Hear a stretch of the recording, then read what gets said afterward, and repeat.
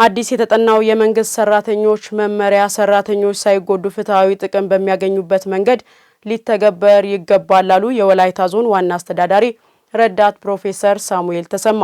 የመመሪያው አተገባበር ሰራተኛውን ወደ ቅሬታ በማያስገባ መልኩ ትክክለኛ ሰው በትክክለኛ መደብ በሚለው ደንብ የተከተለ መሆን እንዳለበት የዞኑ ሲቪል ሰርቪስ መምሪያ ኃላፊ አቶ ተመስገን ታደሰ አሳስበዋል። የወላይታ ዞን ሲቪል ሰርቪስ መምሪያ የአስፈጻሚ ተቋማት መዋቅራዊ አደረጃጀት ማሻሻያ መሰረት የመንግስት ሰራተኞች የድልድል አፈጻጸም መመሪያ ቁጥር 142/2018 ላይ የግንዛቤ ማስጨበጫ መድረክም አካሂዷል። ሰናይት አብርሃም ተጨማሪ አላት። ቋሚ የመንግስት ሰራተኞች በየሴክተሮች ባሉ መደቦች ተወዳድረው የሚመዘኑበትና ለተግባሩ ትክክለኛ ሰው በትክክለኛ መደብ ተመድቦ እንዲሰራ የሚረዳ በክልል አቀፍ ደረጃ አዲስ የተጠናው የመንግስት ሰራተኞች መመሪያ ቁጥር 142/2018 መጠሪያ የተሰጠው ነው። የወላይታ ዞን ሲቪል ሰርቪስ መምሪያ ባዘጋጀው የአስፈጻሚ ተቋማት መዋቅራዊ አደረጃጀት ማሻሻያ መነሻ የግንዛቤ ማስጨበጫ መድረክ ላይ ገኙ የዞኑ ዋና አስተዳዳሪ ረዳት ፕሮፌሰር ሳሙኤል ተሰማ አዲስ የተጠናው የመንግስት ሰራተኞች መመሪያ ሰራተኞችን በማይጎዳ መልኩ ፍትሃዊ በሆነ መንገድ ተግባራዊ ሊሆን እንደሚገባ ተናግረዋል። ክልሉን በሚመስል መልክ ተጠንቶ የመጣውን የዚህ የአስፈጻሚ ተቋማት መዋቅራዊ አደረጃጀት በመምሪያ ስንት ሰው መኖር አለበት፣ ምን አይነት የተማረ ምን አይነት ባክግራውንድ ያለው ሰው በምን አይነት ትምህርት ደረጃ ምን ያህል ዓመት አገልግሎት ያለው ሰው ለዛ ቦታ ይመጥናሉ ተብሎ የተቀመጠው ጥናት ተደርጎ ይመጣል። እሱን መነሻ አድርገን ሰራተኛ ድልድል እንፈጽማለን። በጥንቃቄ ስራና ስራ ብቻ መሰረት ያደረገ ይሄ ቁርሾ፣ መጣላት፣ ግጭት፣ ሌሎች ነገሮች ምንም እዚህ ቦታ የላቸው። ስለዚህ በጥንቃቄና በኃላፊነት መንፈስ ልንመራ ይገባል። ወደ ታች ወርዶ ሰራተኛ የራሱን መደብ ይዞ መታወቂያ ቁጥር ይዞ ኖሮት ወሬት ላይ እስኪወርድ ድረስ በጣም በጥብቅ ዲሲፕሊን ሊመራ የሚገባ ተግባር ነው። ከመንግስት የሚወርዱ ፖሊሲዎችን ተግባራዊ ለማድረግ ተቋማትን ማጠናከር ይገባል ያሉት የመምሪያ ኃላፊ አቶ ተመስገን ታደሰ የመመሪያው አተገባበር በሰራተኛው ዘንድ ቅሬታ በማይፈጥር መንገድ ተመርቶ ትክክለኛ ሰው በትክክለኛ መደብ የመመደብ ስራ መሰረት ያደረገ ሊሆን እንደሚገባ አሳስበዋል። በዞን መምሪያዎች፣ በዞን ጽህፈት ቤቶች፣ በወረዳ መዋቅሮች አሁን ካለው መዋቅርና አሁን ካለው መደብ ቁጥሩን ደረጃ ማንጻር ብዙ የተለጠጠ ነገር አይጠበቅም። ግን የመጣውን መመሪያ የመጣውን አፈጻጸም መመሪያን በጥንቃቄ ወደ መሬት የማውረድ ጉዳይ ከዚህ ሰው ኃይል ይጠበቃል። ያለንበት ወቅት ምን አይነት ወቅት እንደሆነ ሁላችንም ሰንስ እናደርጋለን። ስለዚህ ወቅቱን የሚመጥን የሰራተኛን ቅሬታ የማያስነሳ በጥንቃቄ ተመርቶ እያንዳንዱ ሰራተኛ በሚያሟላበት መደብ ላይ ተወዳድሮ ቦታ በፍጥነት እንዲይዝ ማድረግ የዚህ ኃይል ኃላፊነት ነው። መመሪያው ተግባራዊ ሲሆን ሊገጥሙ ይችላሉ ያሏቸውን ችግሮችንና ስጋቶችን የመድረኩ ተሳታፊዎች አንስተዋል። 9 ላይ የተቀጠረ ባለሙያ የራሱን ደረጃ እስከ 3 ከፍ ብሎ ይወዳደራል ሲባል እስከ 11 ይሄዳል ማለት ነው። ግን ስራ ልምዱ ከፍ ይላል። ስለዚህ እንዴት እናጣጥማለን የሚል ነው አንደኛ ጥያቄ። ከተለያዩ መምሪያዎች ተገናኝተው የተደራጁ መምሪያዎች አንዳንድ ምደባ ያልሰጧቸው ማለት ከሌላ መምሪያ ለተዋቀሩ ወይም ለተቀላቀሉ ሰራተኞች ደብዳቤ ያልሰጡ ካሉ በምን አግባብ ነው ማለት ሲቀላቀሉ ደብዳቤ መስጠት እንዳለባቸው በፊት የመጣው አፈጻጸም መመሪያ ይገልጽ ነበርና ካልሰጡ ያሁኑን ባልሰጡበት ድልደላውን ማድረግ ይችላሉ ወይስ ደረጃ 14 እንበልና ይዞ ባሁኑ ድልደላው ደግሞ 14 ላይ የማለፍ እድል ካላገኘ ወይ 13 ላይ ካለፈ ወይም 12 ላይ ካለፈ የደረጃውን ደሞዝ እንዴት ነው የሚደረገው? በተቃራኒው ማለት ነው። ዝቅታ ላይ ያለው የከፍታውን ካገኘ ይከፈለታል ነው። ግን ቀደም ሲል ከፍ ያለውን ይዘው ከሆነ ባሁኑ ድልደላ ደግሞ ካላለፈ የዛ ሰውየው ጥቅሙ እንዴት ነው የሚሆነው? በተለያዩ መዋቅሮች በስራ ገበታ ሳይገኙና ተጨባጭ መረጃ ሳይኖራቸው ደሞዝ የሚከፈልላቸው ሰራተኞች ለማጣራት ትልቅ ድርሻ አለው የተባለው መመሪያ በሁሉም መዋቅሮች ፍትሃዊ በሆነ መንገድ ተግባራዊ ይሆናል ተብሏል። ስንት ሰራተኛ አለ፣ ስንት ፋይዳ ሁሉም ፋይዳ ይዟል አልያዘም 100% እቅድ ስለሆነ ማለት ነው። ምንም ኮምፕሮማይዝ የምናደርገው ነገር አይኖርም። ለዛ ብለን ነው ስኬጁል አውጥተን ሚሊሻ፣ ፖሊስ፣ መምህር ሌላ ተብሎ በየቀኑ ሲሄድ የነበረው ማለት ነው። አሁን ባለፈው የገጠመን አንዱ ችግር ደሞዝ ሰርቪስ የሚሰጠው በፋይዳ ነው ሲባል ተኝቶ የነበረ ሁላ ተነስቶ ሚዲያ ላይ ሆዶ ቢጮህ ማንም መስማት አይችልም። መንግስት የሚያውቀው አሰራር ከሆነ በአሰራሩ ተገዢ መሆን ያስፈልጋል። ከመምሪያም ከወረዳ ሲቪል ሰርቪስ መዋቅርም የመረጃ ልውውጥ ላይ ከፍተኛ ችግር አለ። በአስቸኳይ የምንጠይቃቸው መረጃዎች ከታች ወደ ላይ ሰንሰለት ጠብቆ አይመጡ። ስለዚህ ከዛሬ ጀምሮ ዛሬ ምን አዲስ ነገር አለ፣ ዛሬ ምን አዲስ ነገር ተጠየቅን፣ ዛሬ ምን አዲስ ሪፖርት መረጃ ነው የምንሰጠው የሚለው ስታንድ ባይ መሆን አለበት ሁሉም መዋቅር። ምክንያቱም የመረጃ ልውውጡ አክቲቭ ካልሆነ በሚፈለገው ልክ መገናኘት ካልቻልን የሆነ ተደብቆ የሚቀር ተግባር ይኖራልና በዛ መነሻ የሚፈጠር የአሰራር ክፍተትና የሚጎዳ መዋቅር እንዳይኖር ከፍተኛ ጥንቃቄ ያስፈልጋል የሚል ነገር አለ። የፊታችን ግንቦት ወር የሚካሄደው 7ኛው ጠቅላላ ምርጫ ሰላማዊና ዲሞክራሲያዊ ሆኖ እንዲጠናቀቅ የድርሻችንን ለመወጣት ተዘጋጅተናል አሉ የኦፋ ወረዳና የገሱባ ከተማ ነዋሪዎች። በሁለቱም መዋቅሮች ለ7ኛው ጠቅላላ ምርጫ ቅድመ ዝግጅት ስለመጠናቀቁም ተገልጿል። የወላይታ ዞን የመንግስት ኮሚኒኬሽን አገልግሎት ያደረሰንን ዘገባ የሚያቀርበው ውብሸት ጳውሎስ ነው። በኦፋ ወረዳና ገሱባ ከተማ አስተዳደር ያነጋገርናቸው ዜጎች የፊታችን ግንቦት 24 የሚካሄደው ምርጫ ሰላማዊ፣ ዴሞክራሲያዊና አሳታፊ ሆኖ እንዲጠናቀቅ የድርሻቸውን እንደሚወጡ ነው የተናገሩት። ከዚህ ቀደምም በተደረጉ ሀገራዊ ምርጫዎች ድምጻቸውን በመስጠት ሀገራዊ ኃላፊነት መወጣታቸውን ያወሱት ነዋሪዎቹ የዘንድሮ ምርጫ ደግሞ በዲጂታል ቴክኖሎጂ መታገዙ ሂደቱን ይበልጥ ግልጽ፣ ቀልጣፋና ተአማኒ እንደሚያደርግም እምነታችን ነው ብለዋል።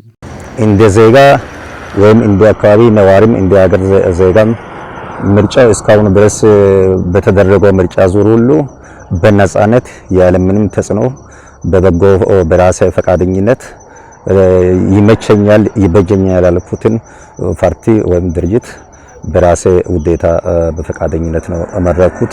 በአሁኑ በዚህ ዙርም ቢሆን ለኔ ይመቸኛል፣ ሰላምን፣ ልማትን፣ መልካም አስተዳደርን ሊያመጣ ይችላል የሚለውን ፓርቲ ለመምረጥ በራሴ በቤተሰብ ደረጃም በሙሉ አቋም የማንም በጎ ወይ ተጽዕኖ በሌለበት ሁኔታ በራሴ እምነት ወሰኜ ነው ያለሁት። ሁሉንም የምርጫ ጊዜውን ተሳትፌያለሁ ለማለት እችላለሁ። በምርጫ ተሳትፎ እኔ ይበጀኛል፣ ያስተዳድረኛል፣ ለአካባቢ ልማት ያመጣል፣ ዲሞክራሲን ያሰፍናል ያልኩትን ፓርቲ መርጫለሁ።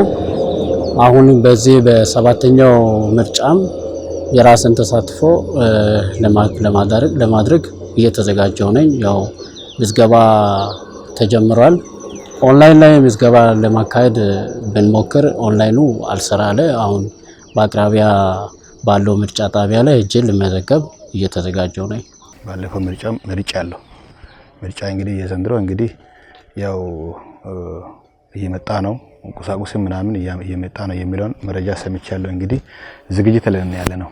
ህዝብ በነቂስ ወጥተው ለመመዘገብ ዝግጁ ሆኖ እየተመዘገበ መሆኑን ምርጫ ቀን በጉጉት እየጠበቀን መሆኑና ፍጹም ሰላማዊና አሳታፊ ምርጫ በመሆኑን በጣም ዘንድሮ ምርጫ ገንዝብ ያለውና በጣም የተሻለ መሆኑን አረጋግጣለሁ። በከተማው ባሉ ሁሉም ምርጫ ጣቢያዎች የምዝገባ ሂደቱ መጀመሩን የተናገሩት የገሱባ ከተማ ከንቲባ አቶ ደማ ኃይሌ ነዋሪዎችም አስፈላጊ መስፈርቶችን አሟልቶ በመመዝገብ እስከ ድምጽ መስጫ ቀን ድረስ በሰላም ሊጠባበቁ እንደሚገባም አስገንዝበዋል። ያው የ7ኛ ሀገራዊ ምርጫ እንደ ሀገር ትልቅ ሚና ያለው ነው። ምርጫው ከምርጫም አልፎ መንግስት መገንባት ስለሆነ ሀገር ግንባታ ነው። በዚህ ላይ እንደኛ ከተማ ትልቅ ሚና አለ። ስለዚህ ለምርጫው ከተማ ላይ ከፍተኛ ዝግጅት አድርገናል። እንደኛ ከተማ አጠቃላይ 23250 መራጭ አለ ተብሎ ይጠበቃል። አጠቃላይ 12 የምርጫ ጣቢያዎች አሉ። አሁን ግን ምርጫ ጣቢያዎችና ያለው ህዝብ ቁጥር ስለማይገናኝ 2 ጣቢያዎችን ተጨማሪ ለማድረግ ጠይቀናል። ስለዚህ 14 ይሆናሉ ማለት ነው። ስለዚህ እንደኛ ከተማ ከፍተኛ የሆነ የህዝብ ፍላጎት ያለበት እስካሁን ባየነው ልክ ህዝቡ ምርጫውን ለመምረጥ ፍላጎት ያለበትና የምርጫው ቀን እስኪደርስ ድረስ ካርድ በመውሰድ የምርጫ ቅስቀሳዎችን በማድረግ ህብረተሰቡ እየተባበረ ነው ያለው።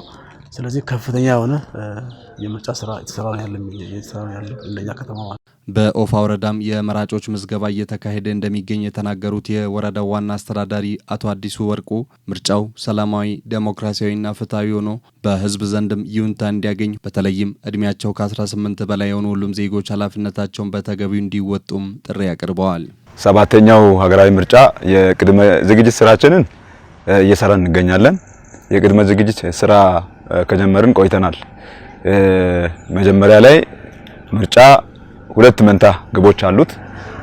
7ኛው ሀገራዊ ምርጫ በፍጹም ነፃ፣ ሰላማዊ፣ ገለልተኛና ታማኒ እንዲሆን የማድረግ ስራ የቅድመ ዝግጅት ስራችን አካል ነው። ሲቀጥል ያው የገዢው ፓርቲ እቅድ የሆነው አሳማኝ በሆነ መንገድ በቂ ድምጽ በማግኘት ምርጫን ማሸነፍ ነው 2ኛው ግብ። ወደ 2ኛው ግብ ለመምጣት 1ኛውን ግብ ማሳካት ያስፈልጋል። ምክንያቱም የዘንድሮ 7ኛው ሀገራዊ ምርጫ እንደ ከዚህ ቀደሙ ሳይሆን ከተፎካካሪ ፓርቲ አባላት ጋር ፉክክርና ትብብር ሚዛኑ የተጠበቀ ሰው በሐሳብ የበላይነት ወደ መተማመን ላይ ደርሶ ህዝብን መራጩን ህዝብ አሳምኖ የሚመረጥበትን ስርዓት ለመዘርጋት ነው።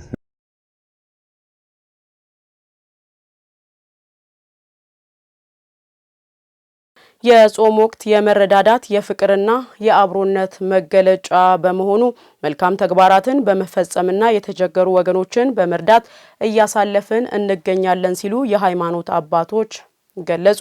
በአሁኑ ወቅት በመላው ሀገሪቱ የሚገኙ የክርስትናና የእስልምና እምነት ተከታዮች የአብይ ጾምና የረመዳን ጾም ወቅቶችን እያሳለፉም ይገኛሉ። ዝርዝሩን የምታቀርበው ትሁን ዘለቀ ናት።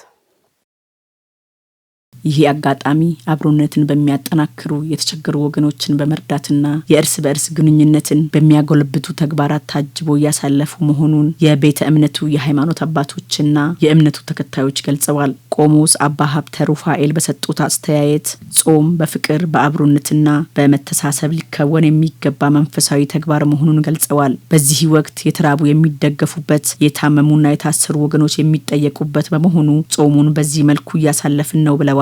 ጾም በምግብ ብቻ ሳይሆን ከኃጢአት ነገሮች በመቆጠብና ለሌሎች ፍጹም በማዘን ሊያልፍ እንደሚገባ ጠቁመዋል። የጾም ወቅቶቹ ከሌላው ጊዜ ይበልጥ መልካም ተግባር የሚበዙባቸውና ከፈጣሪ ይቅርታ የሚጠየቅባቸው መሆናቸውንም አክለዋል። ጌታችን አምላካችን ኢየሱስ ክርስቶስ 40 መዓልት 40 ሌሊት የጾመው ጾም ነው። ይህን ጾም ደግሞ ስንጾም በፍቅር በአንድነት ሆነን የተራቡትን እየጠየቅን የታመሙትን በሆስፒታል እየሄድን እየጠየቅን ትህትና እየሰራን አባቶቻችንን እያከበርን እናቶቻችንን እያከበርን የአላቅሳ መስጂድ አስተባባሪ ሀጅ አንዋር ሰላዲን እንደገለጹት ረመዳን ህዝበ ሙስሊሙ በሰላም በአብሮነትና በመረዳዳት የሚያሳልፍበት ወር ነው። ዘንድሮ የረመዳንና የአብይ ጾም በአንድ ወቅት መዋላቸው ለዜጎች አንድነትና ፍቅር በጋራ ለመጸለይ ምቹ አጋጣሚ መፍጠሩን ተናግረዋል። መረዳዳትና መደጋገፍ ከጥንት አባቶቻችንና እናቶቻችን የወረስነው መልካም እሴት መሆኑን አስታውሰው ይህ ልምድ በጾም ወቅት ይበልጥ እንደሚጠነክር ገልጸዋል። ትልቁ የአብይ ጾምና ታላቁ የረመዳን ጾም ጎን ለጎን እየተጾመ ነው ያለው። እንግዲህ ይህን ጾም ለሀገራችን በረከት፣ ለሀገራችን ሰላምና አንድነት የተለየ ነገር ይፈጥራል። ለሀገራችን መጻኢ እንደው ጥሩ ነገር ይፈጥራል ብዬ አስባለሁ። ለሀገራችን አንድነት በጣም ጥሩ ነገር ነው ብዬ አስባለሁ። በግሌም ደግሞ ኢንሻአላህ ይሆናል። የእምነቱ ተከታዮች የሆኑት አቶ ወንዲፍራው ጸጋይና አቶ አብራር አህመድ የጾም ወቅትን በመረዳዳትና በመደጋገፍ ማሳለፍ እንደሚገባ ይናገራሉ። አቶ ወንዲፍራው ጸጋይ እንዳሉትም ወቅቱን ካለን ላይ በመቀነስ ለአቅመ ደካሞችና ለተቸገሩ ዜጎች በማካፈል እያሳለፍን ነው። ይህ መረዳዳትም ዘወትር ሊቀጥል ይገባል ብለዋል። አቶ አብራር አህመድ በበኩላቸው ህዝቡ ወደ አምላኩ በአንድነት የሚጸልይበት ወቅት መሆኑን ጠቅሰው መረዳዳትና መደጋገፍ የኢትዮጵያውያን ዘላቂ ባህል ሊሆን እንደሚገባ ማሳስበዋል። የአብይ ጾም ለተቸገሩ ሰዎችን መርዳት፣ ሐኪም ቤት ላሉ ሰዎችን እየሄዱ መጠየቅ፣ 2 ልብስ ካለን አንዱን መስጠት፣ የተራበውን እንደዚሁ መመገብ፣ እነዚህ የመሳሰሉ ነገሮችን ጾማችን ስለሚያስገድደን በዚህ መልኩ ከኛ ዝቅ ላሉ ህብረተሰቦችን መርዳት ይጠበቅብናል። ረመዳን ወር ደግሞ ሰው በጣም ይራራል። ምን ይላል? ይሄ ነገር መቼም ቢለመድ ጥሩ ነው። ሁልጊዜ ይሄ ልምድ ቢያደርግበት ጥሩ ነው። ዘገባው የኢትዮጵያ ዜና አገልግሎት ነው።